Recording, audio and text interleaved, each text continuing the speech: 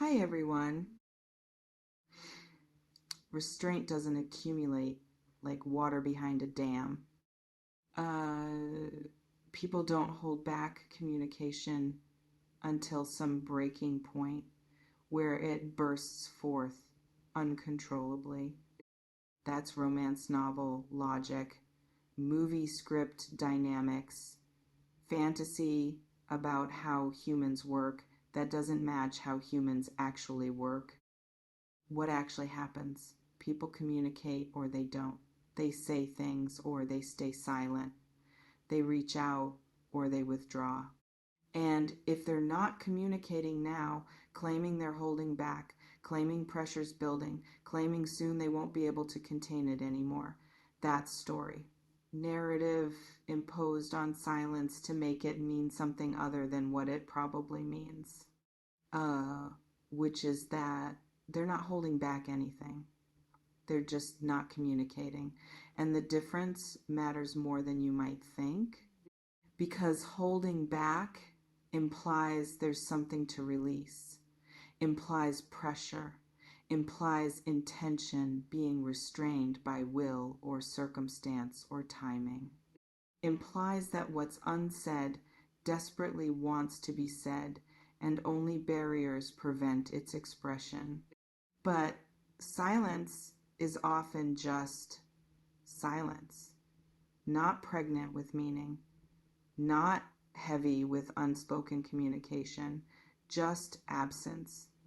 Just someone not having anything particular to say, not feeling compelled to reach out, not experiencing urgent need to communicate that they're barely containing through sheer force of restraint, and believing silence is restrained communication rather than simple absence. That's you creating narrative, making silence mean something it might not mean, projecting onto someone else's quiet your own need for them to be thinking about you, struggling with whether to contact you, barely holding back, flood of words they're desperate to express, but they're probably just living, going about their days, not thinking about you much or at all, not holding anything back because there's nothing being held, just existing in their life while you're over here creating elaborate story about their internal struggle to contain communication. They're not actually struggling to contain eyelid twitching, involuntarily creating rhythm I can't control. They can't hold back any longer. Present tense, right now, in this moment. They've reached their limit. Restraint has failed. Dam has broken. Whatever was preventing communication no longer prevents it. Except that's prediction dressed as present observation. It's claiming to know someone's current state, current struggle, current relationship to communication they may or may not be contemplating. It's broadcasting supposed insight into someone else's internal experience that you couldn't possibly have direct access to. And even if you did have that access, even if you somehow knew with certainty that someone was struggling to hold back communication, was reaching breaking point of restraint, was about to release whatever they've been containing, so what? What does that mean for you? What are you supposed to do with that information? Wait breathlessly for their contact. Prepare yourself emotionally for whatever they might say. Organize your life around anticipation of their communication, breaking through their restraint, because that's what this activates. That's what claiming they can't hold back any longer creates. State of expectation, of waiting, of attention oriented toward imminent arrival of communication you're now convinced is coming because their restraint is allegedly failing. But what if it's not? What if restraint isn't failing because there's no restraint to fail? What if they're perfectly capable of continuing to not communicate, continuing to live their life without reaching out, continuing to exist in whatever relationship or non-relationship you share without feeling compelled to express anything. Then you're waiting for something that's not coming, preparing for an event that's not occurring, living in gap between expectation and reality while calling that gap preparation or readiness, or being open to receiving major communication that exists only in narrative you're consuming, not in actual person's actual intentions. Rib cage feels like it's expanding and contracting independently of my breathing. Major communication, not minor, not casual, not simple check-in or brief exchange. Major, significant, important. The kind of communication that changes things, reveals things, shifts things in ways minor communication doesn't, which raises questions about what makes communication major versus minor. Is it length, emotional weight, information conveyed, impact on relationship? Whose determination of significance matters, senders or receivers? Because what's major to one person might be minor to another. What feels earth-shattering to receiver might feel routine to sender.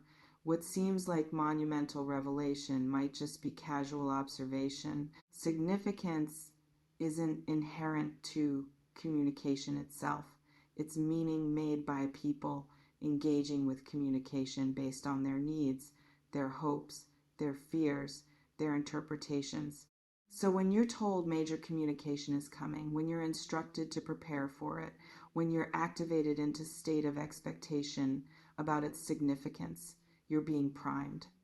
You're being told how to receive something before you've received it. You're being given framework for interpretation before you have anything to interpret. And that priming affects everything, affects how you hear, whatever gets said, affects what meaning you extract from words, affects your emotional response, your behavioral reaction, your assessment of whether communication met expectation of being major or fell short of promised significance. Because if you're expecting major communication, if you've prepared yourself for something significant, if you've built up anticipation about importance of what's coming, ordinary communication won't satisfy. Simple message won't feel adequate. Casual contact will disappoint because you were primed for major and received minor instead, which means you might misinterpret, might assign more weight to communication than sender intended, might read significance into simple words because you were told to expect major communication and your interpretation bends toward meeting that expectation even when communication itself doesn't support it. Or you might dismiss genuinely important communication as insufficient because it didn't arrive with fanfare, didn't announce itself as major, didn't match your image of what significant communication looks like based on how you were primed to receive it. Either way, being told communication is major before it arrives interferes with your ability to receive it cleanly, interpret it accurately, respond to it authentically, rather than through filter of expectations created by claim that something significant is coming. Knuckles aching like I've been gripping something too tightly for too long is coming. Future tense. Not here yet, not happening now. Coming. Approaching. En route.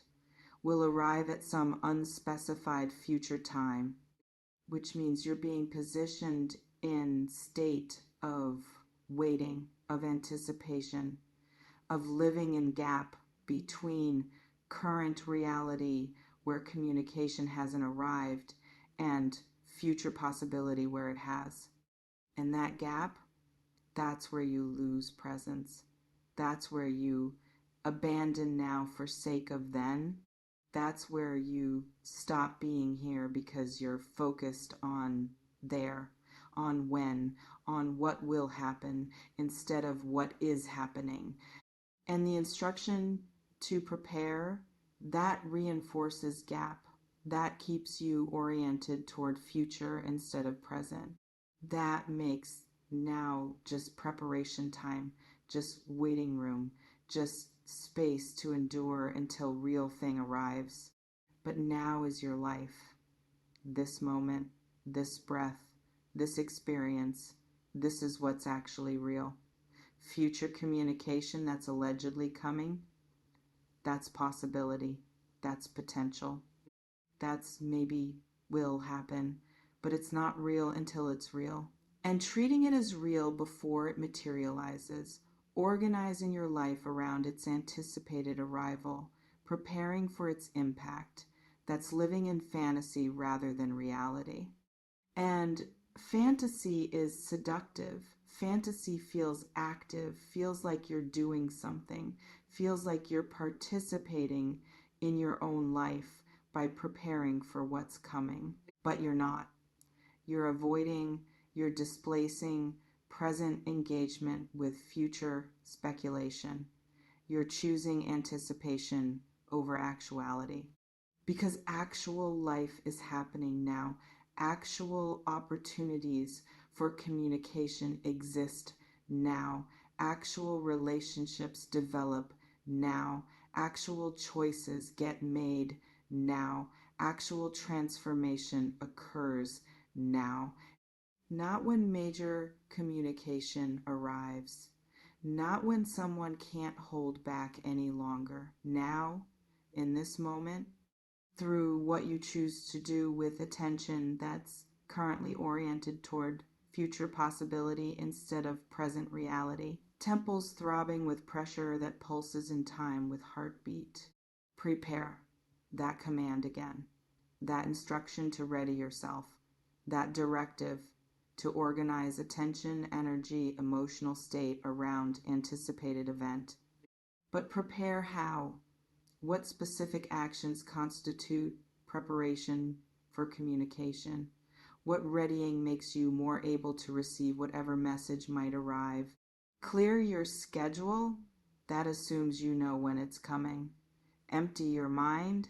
That assumes you can predict what it requires. Open your heart. That assumes communication deserves openness before you know what it contains. None of those are genuine preparation. They're just activities, ways of feeling like you're doing something productive while actually just being in state of heightened anticipation that masquerades as readiness. Real preparation for communication, if preparation is even necessary, looks like being present, being grounded, being secure enough in yourself that whatever someone says, you can receive it clearly, consider it honestly, respond to it authentically without needing to have spent days or weeks or months in state of vigilant readiness. Because you don't need special preparation for communication. Communication happens all the time. You handle it, you engage with it, you respond to it without preparing, without organizing your entire existence around anticipation of its arrival. What you need is basic human capacity for interaction, which you already have, which you exercise daily through countless communications that happen without warning, without preparation, without you needing advance notice that someone's about to speak to you or message you or reach out in some way. So why would this communication be different? Why would this particular instance of someone contacting you require preparation when thousands of other communications don't? Only one reason: because you've been told it's major, because you've been told they can't hold back, because you've been told it's coming and you need to prepare, and you believed it. And believing it created sense that this is special, different, requiring something beyond your normal human capacity for receiving communication. But it's not. It's just communication. If it arrives, which it might not, and if it does, you'll handle it the same way you handle every other communication, by being present, being yourself, engaging authentically with what's actually being said rather than what you anticipated would be said.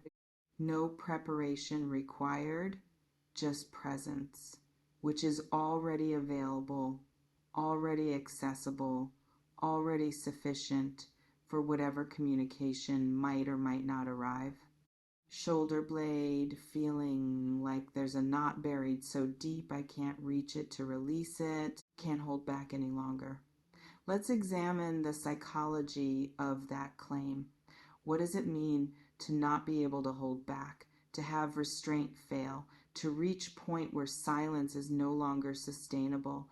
It suggests internal pressure, suggests something wanting expression so badly that containing it becomes impossible, suggests will giving way to need, control, surrendering to compulsion, and in extreme situations, that happens. People do reach points where they can't not speak, where silence becomes more painful than potential consequences of breaking it, where what needs to be said overwhelms all reasons for not saying it. But that's rare. That's crisis. That's extreme emotional state. That's not normal operating condition for most people in most situations. Most often, when people communicate, it's choice, deliberate decision, considered action, not pressure releasing, not restraint failing, not dam breaking, just someone deciding to say something and saying it. And if they're not saying it, if they're remaining silent, it's probably also choice, decision, that silence serves them better than communication would, determination that whatever they might say doesn't need saying, wouldn't help, wouldn't change anything worth changing, not restraint about to fail, not pressure building to breaking point, not major communication they can barely contain, just choice to remain silent. Choice, they're perfectly capable of maintaining indefinitely without experiencing breakdown of restraint. So when you're told someone can't hold back any longer, when you're led to believe their silence is about to shatter, when you're positioned to expect imminent communication because restraint is allegedly failing, you're being sold fantasy, story about someone's internal state that probably doesn't match their actual internal state. And why does that fantasy sell? Why does it activate you? Why does it make you prepare? Because it makes their silence about you, makes it mean they're thinking about you so much they can barely contain need to communicate, makes it evidence of your importance, your impact, your significance in their awareness. And that's flattering, that's validating, that's attractive to believe. That somewhere someone is struggling not to reach out to you, fighting to maintain silence, barely holding back flood of communication about their feelings or thoughts or needs related to you. But it's probably fiction, probably story you're consuming because it feels better than alternative, which is that their silence is just silence, not restraint, not struggle, not pressure about to burst, just ordinary absence of communication that doesn't mean you're constantly on their mind and doesn't predict imminent contact. Calves tensing like they're preparing to sprint without knowing which direction to run. Major communication is coming, prepare. Let's sit with the totality of that statement. Someone can't hold back. Something major is coming. You need to prepare. All presented as certain, as factual, as known information about present and future states. But how does anyone know this? How does title's creator know someone can't hold back? How do they know communication is major? How do they know it's coming? How do they know you need to prepare? They don't. They can't. They're not psychic. They don't have access to other person's internal state. They can't predict future. They can't know what's major to you versus minor. They can't determine what preparation you need. So what they're doing is projecting, generalizing, creating narrative vague enough to apply to anyone while feeling specific enough to seem personally relevant. Activating through promise of imminent, significant contact that plays on universal human desire to matter, to be thought about, to be important enough that someone struggles to contain their need to communicate with you. And it works. It activates. It makes you prepare, makes you wait, makes you orient toward future possibility instead of present reality. Makes you consume this content and dozens like it because each one promises you matter to someone who's barely holding back major communication they're desperate to express. But what if you matter and nobody's holding back anything? What if you're significant and no major communication is coming? What if you're important and also you need to stop waiting for external confirmation of that importance and start living from internal knowing of it instead? What if the real message isn't that someone can't hold back major communication? What if the real message is that you can't hold back your own life any longer? That you can't keep waiting for someone else's communication to validate your existence? That you can't continue preparing for external arrival when internal arrival is what's actually needed? Because you're the one holding back. You're the one not communicating.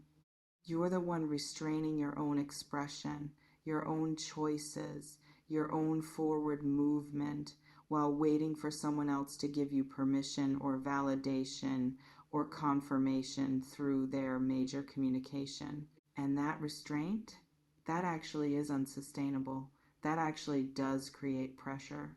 That actually does lead to breaking point where you can't keep living in waiting mode, can't keep organizing existence around someone else's potential communication, can't keep abandoning present for sake of anticipated future. So maybe the real preparation isn't for their communication, maybe it's for yours. Maybe it's for your own breaking point.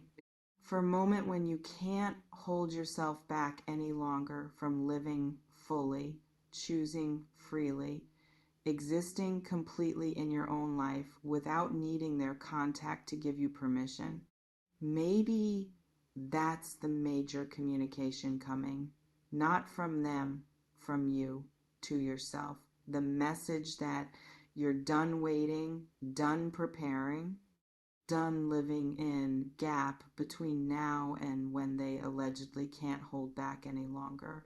And maybe preparing means getting ready to receive that message, your own, the one telling you to move forward regardless, to build regardless, to be here fully regardless of whether anyone else's restraint fails or communication arrives or anything external shifts at all. Because your life can't wait for their communication. Your growth can't depend on their restraint failing.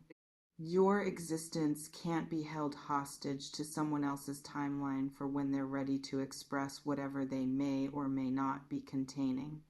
You have to move, have to choose, have to live now, not when their major communication arrives, not when they can't hold